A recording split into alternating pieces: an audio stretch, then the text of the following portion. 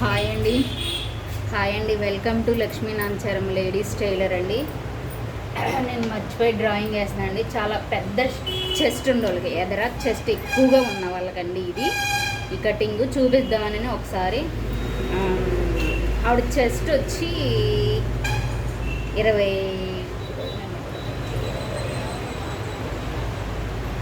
48 అండి చెస్ట్. కానీ ఎదర చెస్ట్ ఎక్కువ ఉంటుందండి ఆవిడకి, ఎదర బాగా.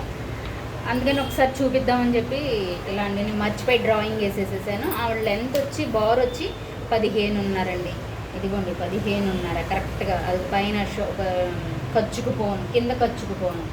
ఇది బ్యాక్ రౌండ్ వచ్చి 10 అండి. ఈవిడికి షోల్డర్ జారిపోతుంది ఎక్కడ బ్లౌజ్ కుట్టించినా కానీ. వీళ్ళది కండ్రిక అండి, ఈ కస్టమర్ది కండ్రిక. ప్లస్ కంకిపడో ఇచ్చినప్పుడు వాళ్ళు నన్ను చూసి స్టిచ్చింగ్ ఇచ్చారు ఒక బ్లౌజ్, అది కుదిరిందని మళ్ళీ ఒకటి ఇచ్చారు. షోల్డర్ జారకూడదండి ఇక్కడ. నేను షోల్డర్ జారకూడదని ఆవిడకి 2.5 పెట్టానండి. ప్లస్ సంక రౌండ్ వచ్చి 9 అండి. కరెక్ట్గా 9 ఉందండి. ఇక్కడ వచ్చేసేసేసి ఆవిడకి చెస్ట్కి ఇక్కడ వరకు డాట్స్కి సరిపోతాయండి. ఇదంతా 9.5 కరెక్ట్గా. ఇది డాట్ ప్లస్ ఇక్కడ నుంచి ఖర్చుకండి. ఇది కట్ చేసి ఎదర ఎలా కట్ చేస్తాననేది మీకు వీడియోలో చెప్తానండి. ఎదర చాలా ఎక్కువ హెవీ అనమాట. అంటే అందరు నార్మల్గా ఉండే వాళ్ళకంటే కూడా తనకు చాలా బాగా ఎక్కువగా ఉంటాయి అన్నమాట. అందుకనే చూపిద్దామని ఒకసారి.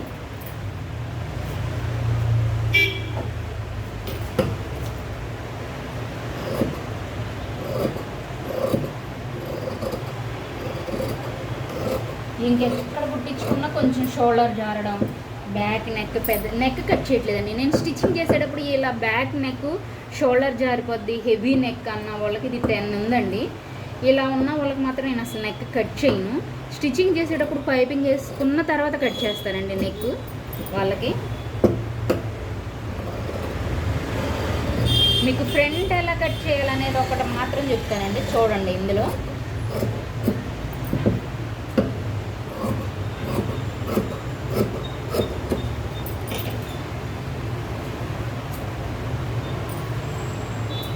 మనం మాత్రం అస్సలు దీన్ని కట్ చేయకూడదండి, నెక్ సాగిపోద్ది. మనం ఏంటంటే జస్ట్ గుర్తుగా నెక్ ఇటు పక్క, ఈ యువతల పక్క ఉంది కదా, ఇటు కూడా మనకి పడడం కోసం జస్ట్ ఇలా ఒకటి ఇలా గీసేసేసుకుంటే సరిపోద్దండి. ఇంకప్పుడు ఏంటంటే మనం స్టిచ్చింగ్ చేసిన తర్వాత పైపింగ్ వేసిన తర్వాత దీన్ని నెక్ని కట్ చేసుకున్నాం అనుకోండి, ఇంకప్పుడు జారదనమాట. ఇప్పుడు ఏంటంటే ముందే మనం కట్ చేసామనుకోండి జారిపోతుంది నెక్. అప్పుడు ఏంటంటే ఇలాంటి వాళ్ళకి షోల్డర్ జారే ఛాన్స్ ఉందండి. అందుకని షోల్డర్ జారిపోతుంది, నాకు ఎక్కడ కుట్టించుకున్నా కొంచెం సరి చేసి పెట్టండి అని నేను ఎప్పుడు వస్తూనే ఉంటారు. ఎక్కడెక్కడో స్టిచ్చింగ్ చేయిస్తారండి వీళ్ళు. మళ్ళీ ఒకటి కుట్టించాను, బాగుంది, ఇది కూడా ట్రై చేసి చూడండి, బాగుందంటే ఇక్కడ ఇస్తానని చెప్పారు ఆవిడ. సర్లే ట్రై చేద్దామని చెప్పి నేను కూడా. కాకపోతే ఏంటంటే ఇంత హెవీ నెక్ వాళ్ళకి మాత్రం అసలు ఎప్పుడు కూడా నెక్ కట్ చేయకూడదు. హ్యాండ్స్ వచ్చి ఆవిడకి 6 ఉందండి. Bar length 6.5.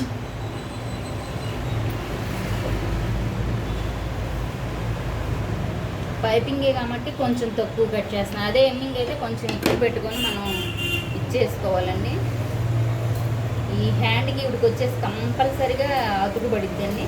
ఇదిగోండి ఇక్కడ నుంచి కింద నుంచి 2.5 అండి.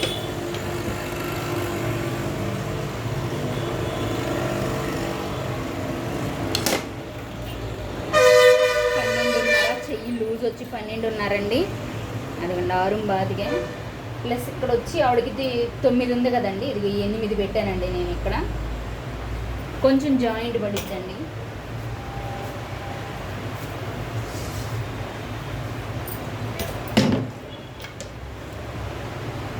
మనకు కరెక్ట్గా రావాలంటే ఇలా క్రాస్ గీసుకుంటే సరిపోతుందండి. ఏంటంటే టైలరింగ్లో రకరకాల ఫీల్డ్ అండి. ఇదంతా ఏంటంటే ఎవరు తోచినట్టు వాళ్ళు నేర్చుకున్న విధానాన్ని బట్టి స్టిచ్చింగ్ చేయడం అండి. కాకపోతే ఎవరు ఎలా చేసినా కస్టమర్ నచ్చినట్టు చేసి మళ్ళీ మళ్ళీ వచ్చేలా మనం చేసుకోవడమేనండి. అదంతా మన చేతుల్లోనే ఉంది, మన టాలెంట్ని బట్టి అండి.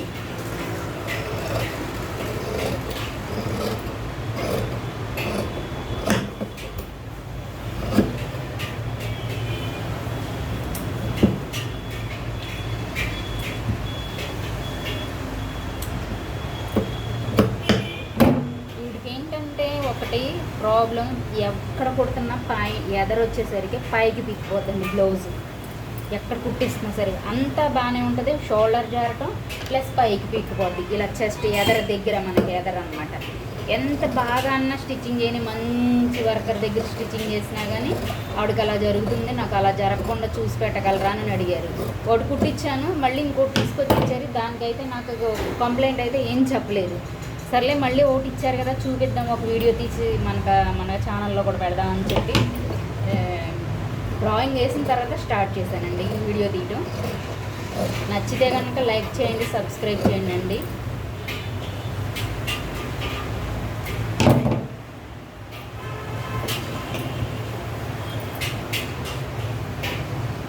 ఇదిగోండి ఇక్కడ నుంచి ఆవిడ కరెక్ట్గా సరిపోతుంది. ఇది వచ్చేసరికి సంకరం ఉంది. ఇప్పుడు ఫ్రంట్ చూపిస్తానండి మీకు.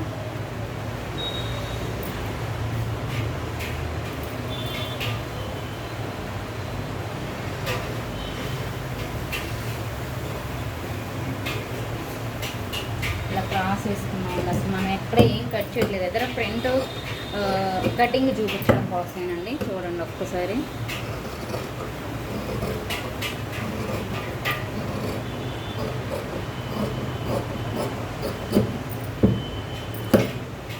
అంతా బ్యాక్ హ్యాండ్స్ అంతా ఒకటేనండి. కాకపోతే ఫ్రంట్ వచ్చేసేసరికి ఎదర కొంచెం చెస్ట్ ప్రాబ్లం వల్ల ఆవిడకి మనం ఇలా కటింగ్ అనేది సపరేట్, అంటే వాళ్ళకి కొంచెం అదేం ఇదేం కాదు. కాకపోతే ఏంటంటే కొంచెం ఎక్కువ తీసుకుంటే సరిపోతుందండి. బ్యాక్తో సమానంగా వస్తుంది. చూద్దురు కానీ ఒక్కసారి చూపిస్తాను.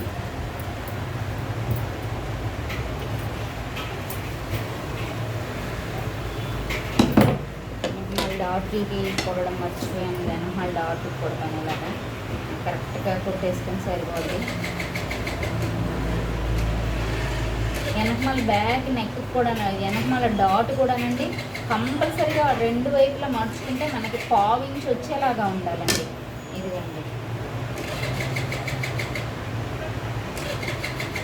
1/4 ఇంచ్ ఇలా మడుచుకున్నప్పుడు మనకి ఇలా 1/4 ఇంచ్ వచ్చేటట్టుగా చూసుకుంటే కరెక్ట్గా మనకి డాట్ వెనకమాలు కూడా ఇలా లేచినట్టుగా లేకుండా, ప్లస్ ఇది ఒక్కొక్కన ఉంటుంది. ఇదిగోండి ఇలా కరెక్ట్గా ఇక్కడి నుంచి ఇక్కడికి మనం తీసుకున్న దగ్గర నుంచి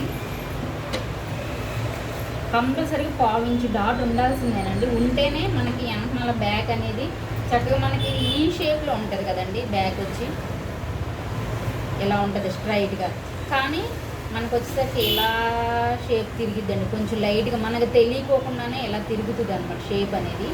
దాని గురించి ఇక్కడ మనం డాట్ ఇచ్చుకుంటే సరిపోదు. కొంచెం 1/4 ఇంచ్. కొంతమంది ఏంటంటే చాలా తక్కువ పడతారండి, అసలు అలా పట్టకూడదు. అంటే అది వాళ్ళ ఇష్టం. అది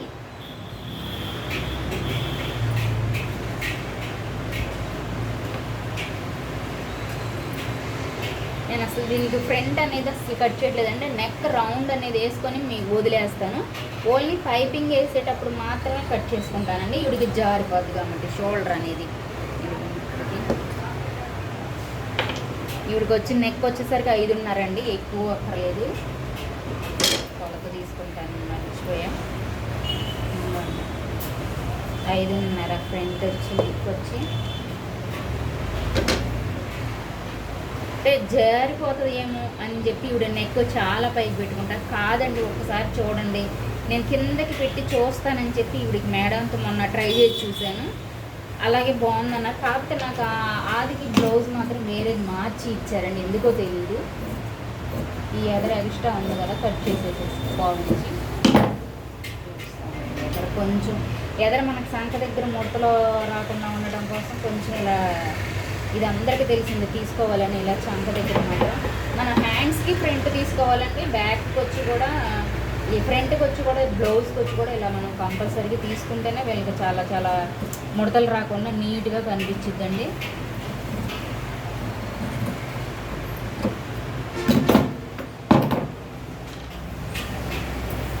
ఇదిగోండి, ఇది వచ్చి మనకి 15.5 ఉంది.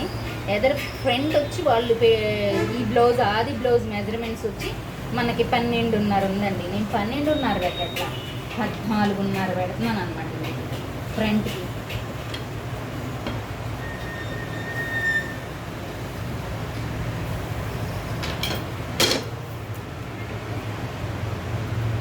ఇక్కడ వచ్చేసేసి బ్యాక్ వచ్చేసేసి ఈవిడికి 4 అంగుళాలు పెడుతున్నాను. 4 బాతిగా కరెక్ట్ స్ట్రైట్గా.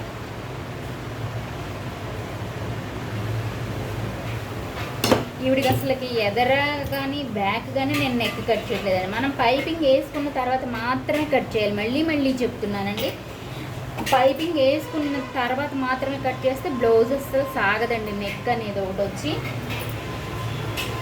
ఇదిగోండి, ఫ్రంట్ వచ్చేసేసి 2.5 డాట్ బార్ వచ్చి ఇదిగోండి, ఇక్కడి నుంచి ఆవిడకి అంగుళం బాతిగా.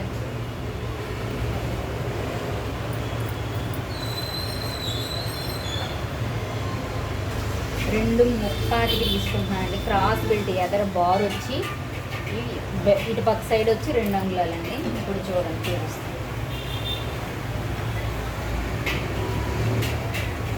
ఇలా తీసుకున్నాం కదండి. ఇవి దీని మీద కూడా కొంచెం ఎక్కువే తీయాలండి, 1 అంగుళం. ఇది 14.5 పెట్టానండి. 12.5 2 అంగుళాలు నేను కలుపుకున్నాను, జారిపోకుండా ఉండడం కోసం. కింద పైకి లెగిచిపోతుంది బ్లౌజ్ అనేది. ఇదిగోండి, మన బ్యాగ్కి దీనికి కరెక్ట్గా 1/2 ఇంచ్ ఉందండి. కంపల్సరీగా ఇలా తీసుకుంటే జాకెట్ పైకి అసలు పైకి పీక్కుపోవడం అనేది అసలు ఉండదు. మీకు కుట్టిన తర్వాత కూడా ఈ బ్లౌజు మీకు పెడతానండి, చూదురు కానీ అసలుకి బ్లౌజ్కి ఎలా ఉంటుంది అనేది. ఆది బ్లౌజ్, మన బ్లౌజు స్టిచ్చింగ్ వేరియేషన్ చూదురు కానీ. ఇదిగోండి, కట్ చేసిన తర్వాత చూసారు ఎంత ఉందో, కొంచెం గ్యాపే. ఇలాంటి వాళ్ళకి కంపల్సరీగా ఇలా తీస్తే పైకి అనేది అసలు పీకిపోదండి, కవర్ అయిపోద్ది.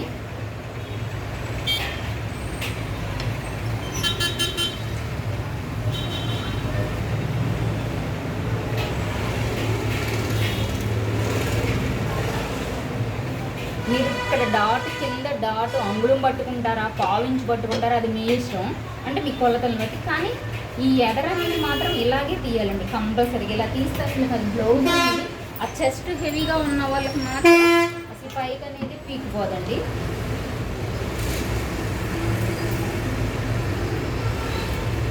ఇలా టక్స్ ఇచ్చేసేసుకొని మనం కుట్టేటప్పుడు కూడా ఈజీగా అయిపోద్దండి. ఇదిగోండి, ఫ్రంట్ వచ్చేసేసి ఇక్కడ ఒక రౌండ్ నెక్ అండి, నెక్ రౌండ్.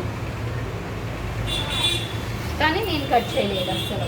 ఇక్కడ నుంచి ఇక్కడికి ఉందండి మనకి ఈ డాట్లు, ఇటు ఖర్చు ఇక్కడికి పోను. మనకు కంపల్సరీగా ఈ డాట్ మధ్య డాట్ ఇప్పుడు ఖర్చు పోను మిగిలిద్దండి, కరెక్ట్గా సరిపోతుంది. ఓకే అండి, నచ్చితే లైక్ చేయండి, సబ్స్క్రైబ్ చేయండి. Thank you.